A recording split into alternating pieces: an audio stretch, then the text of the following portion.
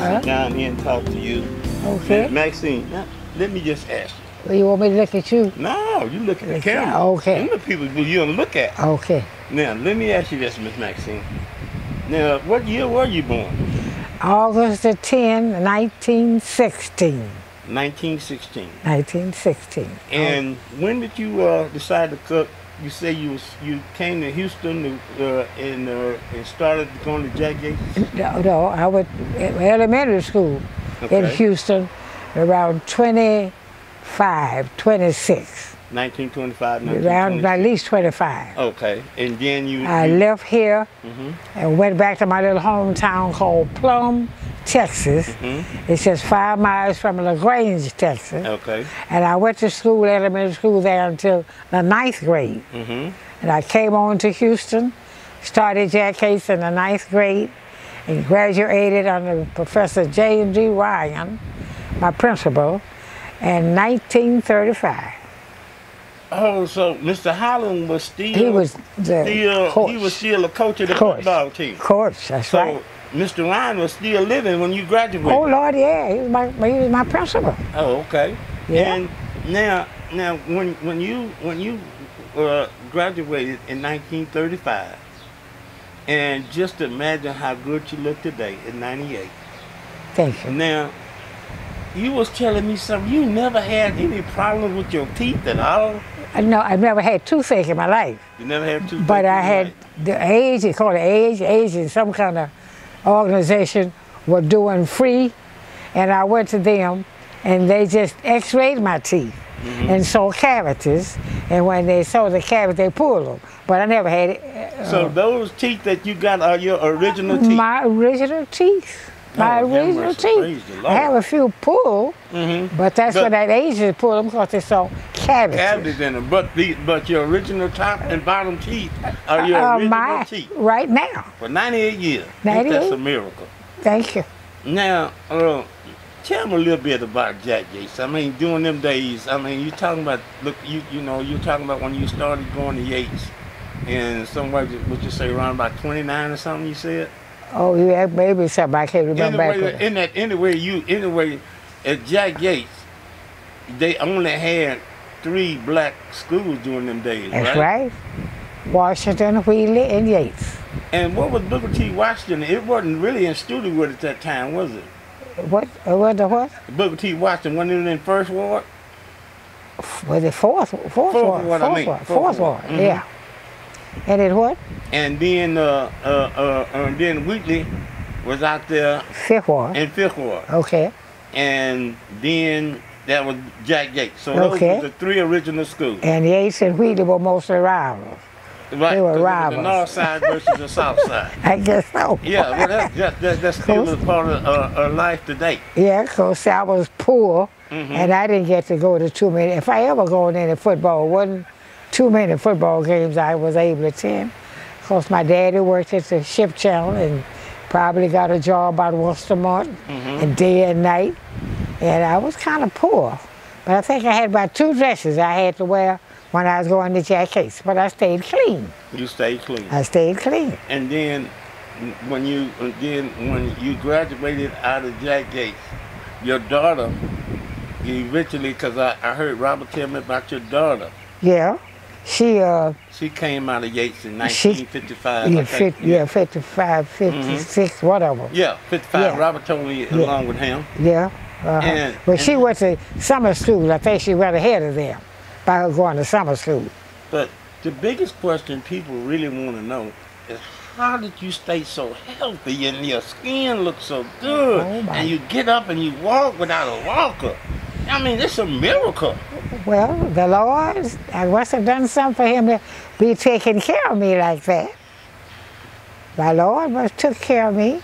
My mother lived to be 93 in the country, and my mother was having children. When I came out of high school, my mother had 4 children. And I went home during that time. President, I think Roosevelt, had opened jobs for us. And I worked in the sewing room. I taught night school, took care of my mother and 4 children. Now, especially during the days that I can see, me as a little kid. And I can imagine going back to your youth as being in this segregated area where white people had to, you know, you couldn't do the things you could do today. No. You know, you had different bathrooms. Yep. You had to sit at the back of the bus.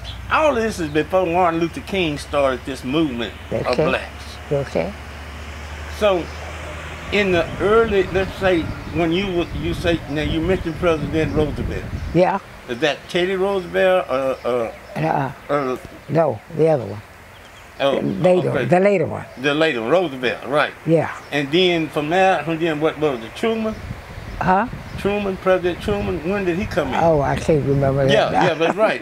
But it was during the time that it was in the 30s and the 40s. Yeah, when Roosevelt opened up jobs When? for us. So you never did get the chance to see the Great Depression like it was, huh? Yes, I did. That's why I was working in that sewing room. He opened up jobs.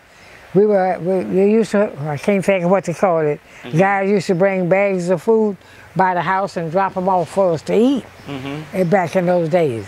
And when I came out of high school, he'd open up different jobs, I guess, for us poor people. Mm-hmm. And as I said, I worked in the sewing room, and I taught night school. I didn't been no college, but they had overstored rooms like that, older people, and I taught older people.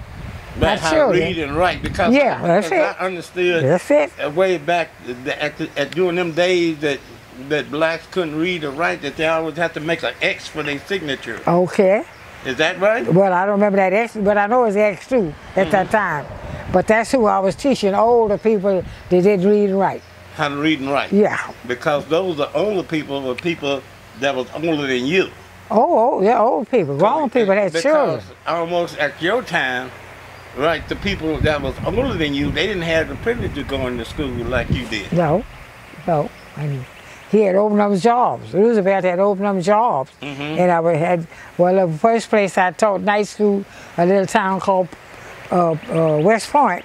Mm-hmm. That's a few miles from where I was born. And they let me use a church from a school. Mm-hmm.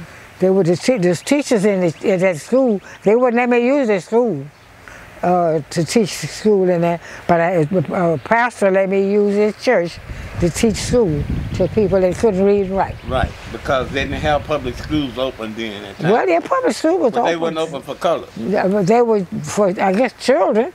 Mm-hmm. But this was for these grown people. Oh, okay. That's who I was teaching, grown people. Oh, grown people, how to blend in with the new generation, which was yours, that was going to school. Well, yeah, because they weren't fortunate enough to go to school when they were coming up. Yep. So it's like you're a pioneer, being one of the ones that was chosen to start going to school. Okay. Because in the generation behind you, they couldn't go to school. That's right. I didn't go. They didn't go. They didn't go. Right. Of course, now my mother knew how to read and write. Mm-hmm. My mother was born in 1890. Mm-hmm. Passed away in 1984. But you know, that's a miracle that happens. That you always remember that year that your mother left. Oh, yeah. And I think about my mother leaving me in 71. 7 miles left at 84. Mm-hmm. Now she was 93. 93, but she lived to see integration. Oh, yeah. She lived to see the new world that we live in today, the computer type style that we lived in today. Yep. That was my heart. My mother, I took care of my mother down on through the years until she passed away. But you know what? That's such amazing, for not only to be a black woman to see you do this, but now see your daughter taking on the same thing that what you led her and taught her how to do. That's right. And I'm so sorry they're not here. My son-in-law, he has sugar, and he's asleep. I wouldn't wake him up. No, this is just something about Miss Maxine. Miss Maxine Williams. But now you got so much.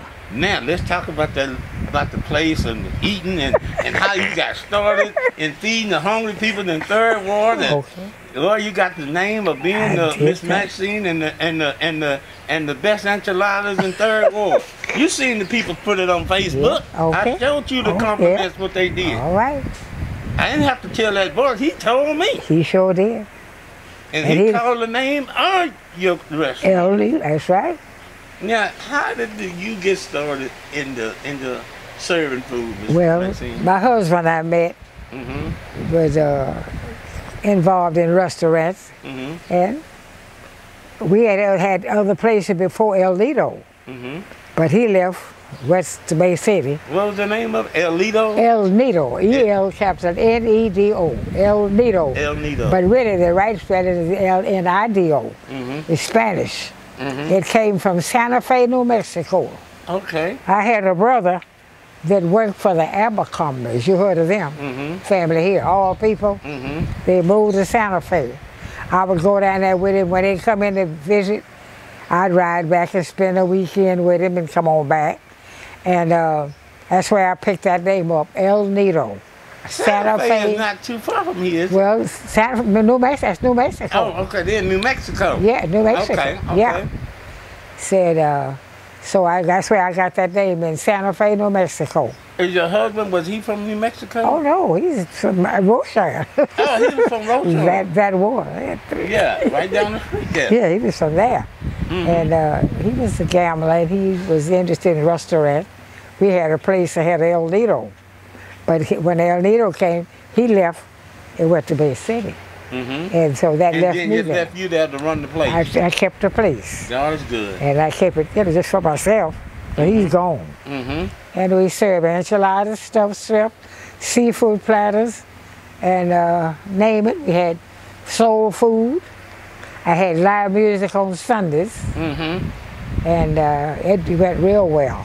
Oh, and it was right there off of Ennis, wasn't it? On Ennis, right in front of Riverside Hospital. Right off of Holman. Right, it was between Holman and Elgin. That's right. Okay. Yeah, that's right. I remember that. That's right. Yeah. I remember that. You okay? Yeah, because I remember that everybody would always go there.